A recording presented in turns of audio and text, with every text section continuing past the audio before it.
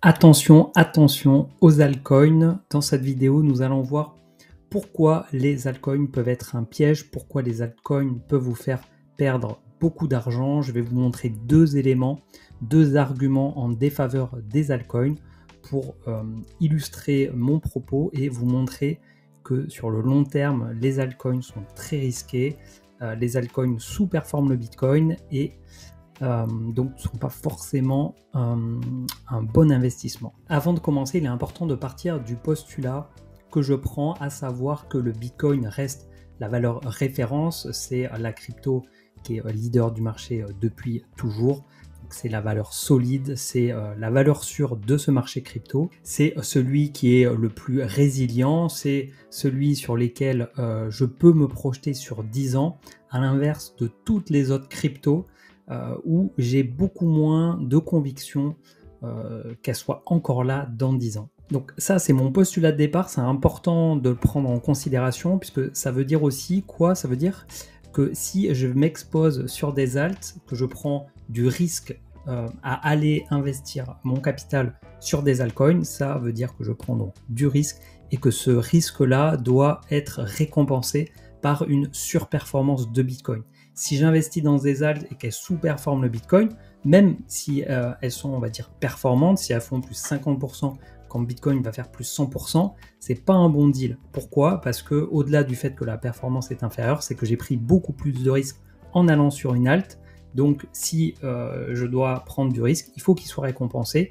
Donc s'il n'est pas récompensé, autant rester sur Bitcoin. Avant de commencer, je précise que je ne suis pas votre conseiller financier, donc cette vidéo ne constitue en aucun cas un conseil en investissement. Vous êtes responsable de vos choix et de vos propres décisions d'investissement. Sur ce graphique, on retrouve l'évolution du cours du Bitcoin et l'évolution du Total 2. Donc le Total 2, c'est l'ensemble du marché crypto hors Bitcoin.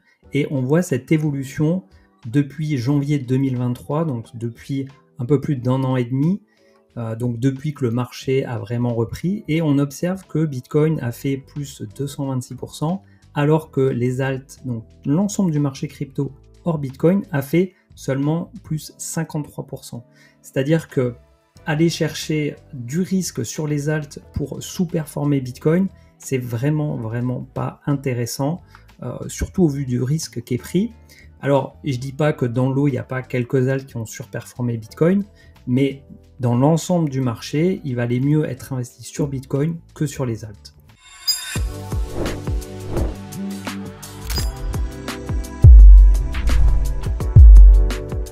Bienvenue sur La Crypto by Joe, moi c'est Jonathan, j'investis dans les cryptos depuis 2017, j'en suis donc à mon 3e marché haussier.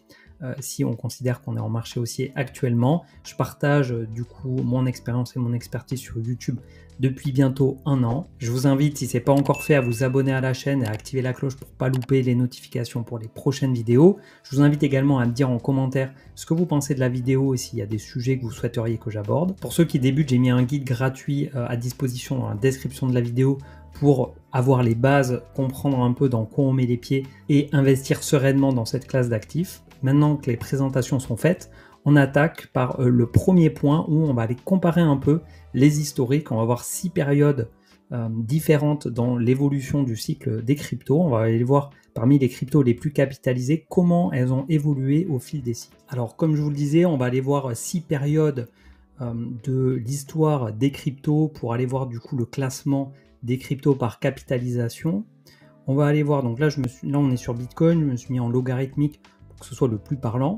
Et l'idée c'est d'aller voir les moments de top de marché, les moments où le marché a repris. Si je remonte un peu l'historique, on va commencer par janvier 2015, qui est à peu près le point bas sur le cycle de l'époque. Ensuite, on va aller sur la fin d'année 2017, qui sera le sommet de marché.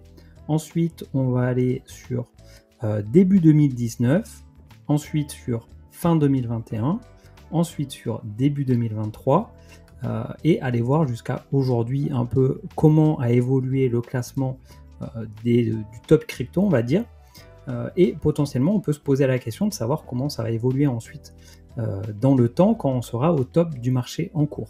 Ce que je trouve assez intéressant de noter, c'est la cyclicité à laquelle on va aller voir les données, puisqu'on va se positionner en réalité environ tous les 4 ans. On va aller voir, donc, comme je disais, janvier 2015. Ensuite, on va aller voir janvier 2019, donc on rajoute 4 ans. Ensuite, janvier 2021, on va rajouter 4 ans.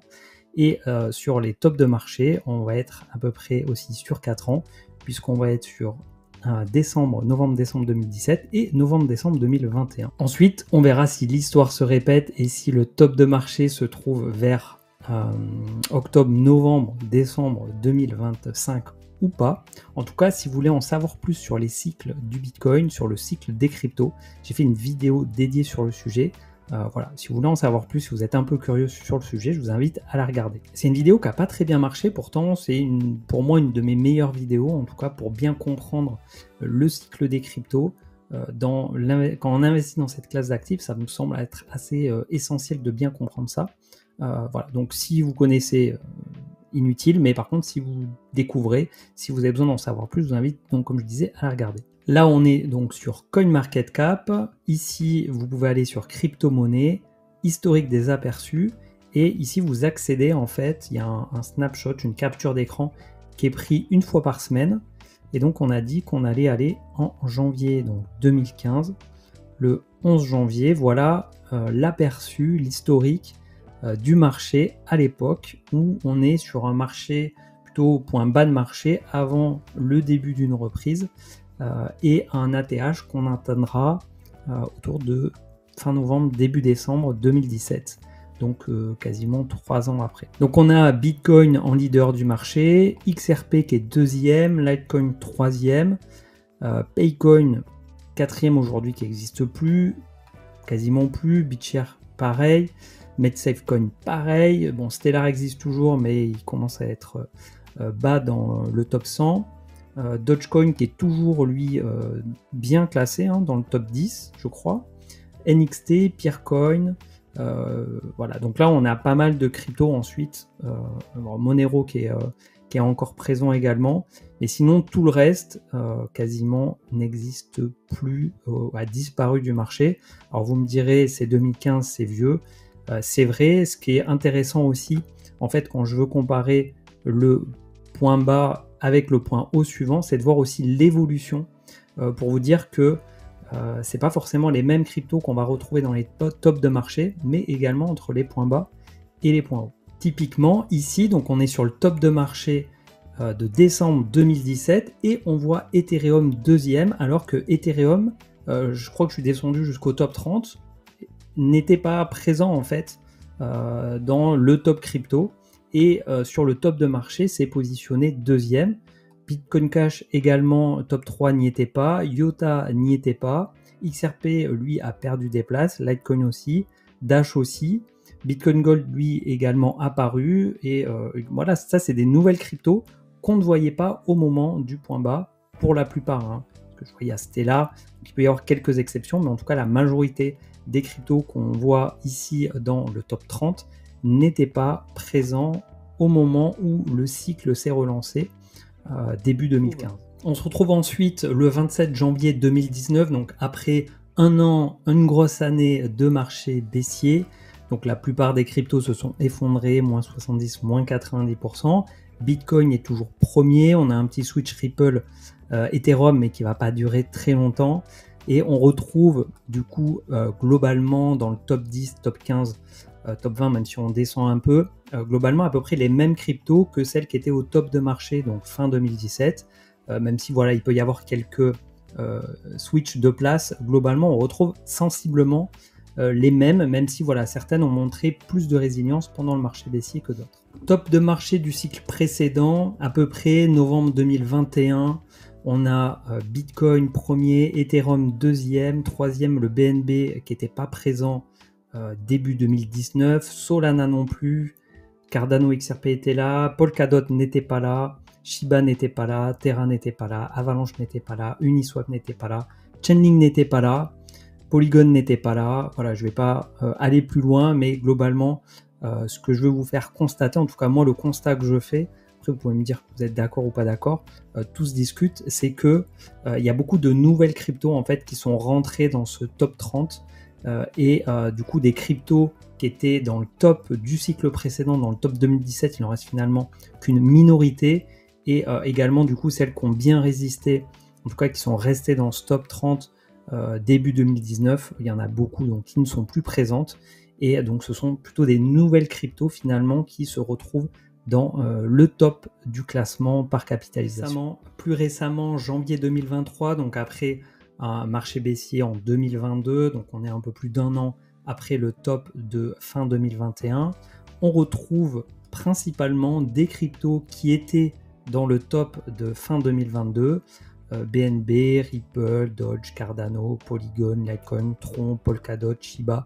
Tout ça, c'est des cryptos qu'on a vus dans le top de marché, qu'on retrouve du coup dans le top également sur début 2023. Et la question donc on est en droit de se poser par rapport à ce qu'on a vu précédemment, c'est quelles cryptos finalement vont arriver à rester ou à surperformer sur ce cycle pour un potentiel top de marché vers fin 2025 selon la cyclicité des cycles, mais il ne faut pas prendre ça pour argent comptant, c'est juste si on se projette sur cette répétition de cycle, est-ce que ces cryptos-là, plutôt parmi ces cryptos-là, lesquels vont sortir et perdre, sous-performer par rapport aux autres, et lesquels vont sortir du lot et se maintenir, voire gagner des places dans ce top crypto. Ici, on est sur CoinMarketCap en direct, donc on est le 11 septembre 2024. Si on regarde entre début 2023 et le potentiel ATH dont je parlais fin 2025, on est à peu près au milieu, et on peut voir au niveau de l'évolution qu'il y a eu quand même quelques changements.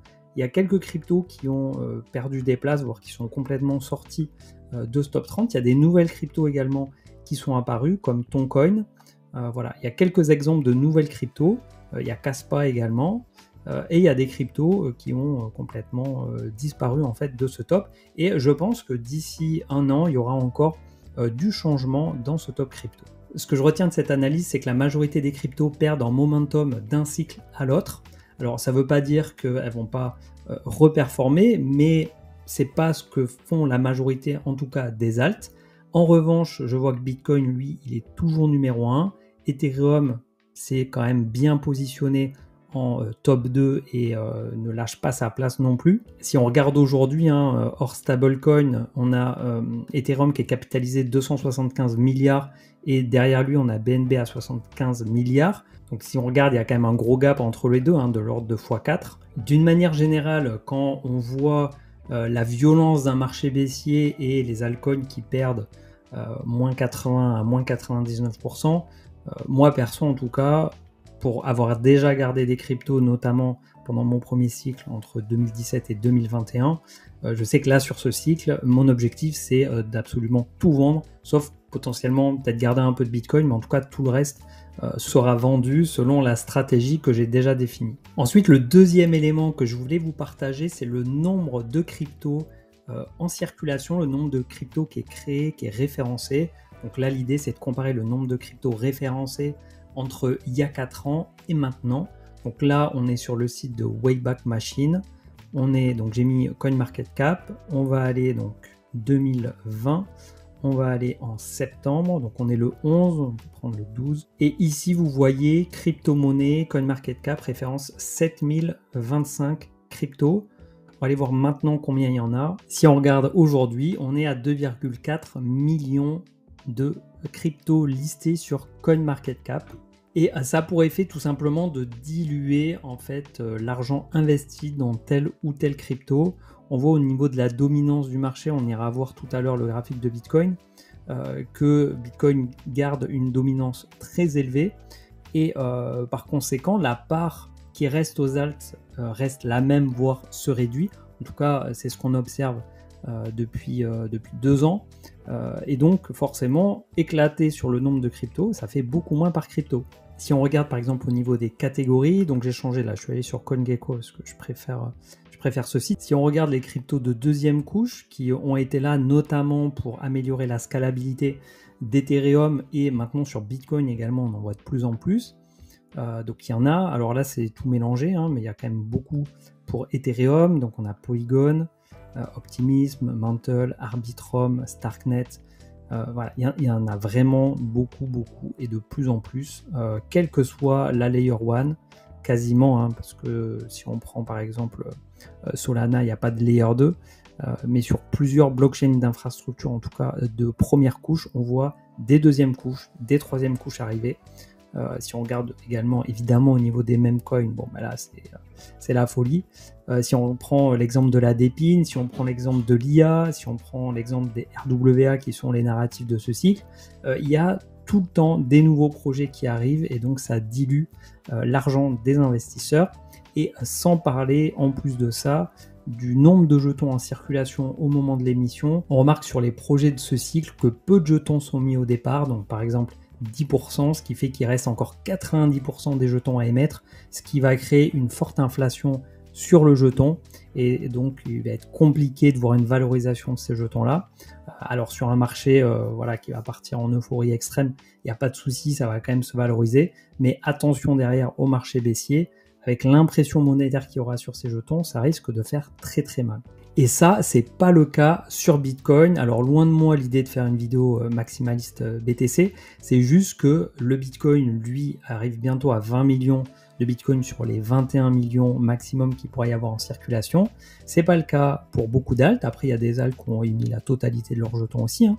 Je dis pas le contraire, c'est juste que la dilution sur l'ensemble du marché des alts n'a pas fini. Le nombre également d'alts qui arrivent sur le marché, il y en a encore beaucoup avec des très gros projets qui ont levé énormément de fonds.